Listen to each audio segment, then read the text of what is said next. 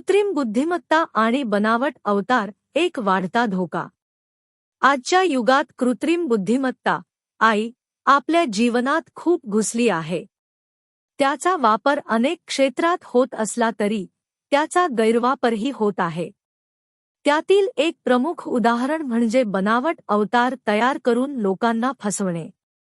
Facebook आणि Instagram सारख्या social media प्लॅटफॉर्मवर कृत्रिम बुद्धिमत्तेच्या सहाय्याने खूपच वास्तववादी दिसणारे बनावट अवतार तयार केले जातात.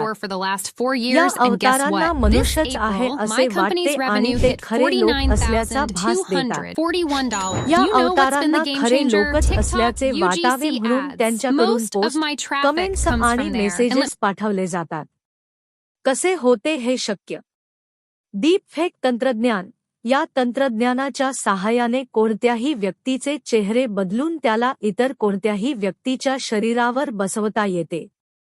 Voice cloning. कृत्रिम बुद्धिमत्तेच्या सहाय्याने कोणत्याही व्यक्तीचा आवाज क्लोन करून त्याचा वापर बनावट व्हिडिओ किंवा ऑडिओ तयार करण्यासाठी करता येतो. चॅटबॉट्स. कृत्रिम बुद्धिमत्ता आधारित चॅटबॉट्स इतके प्रगत झाले आहेत की ते मानवांसारखेच संवाद साधू शकतात. लोकांना कसे फसवले जाते?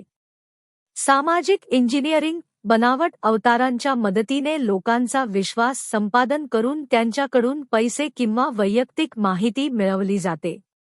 फेक न्यूज प्रसार. बनावट अवतारांच्या माध्यमातून खोट्या बातम्या पसरवून समाजात गोंधळ निर्माण केला जातो.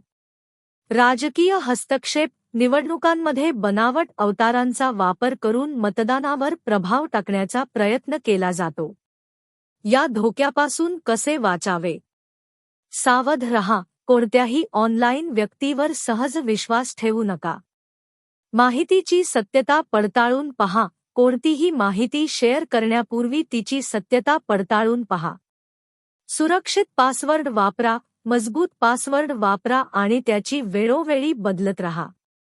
दुप्पट प्रमाणीकरण सक्षम करा. आपल्या सोशल मीडिया अकाउंट्सवर द्विपक्षीय प्रमाणीकरण सक्षम करा.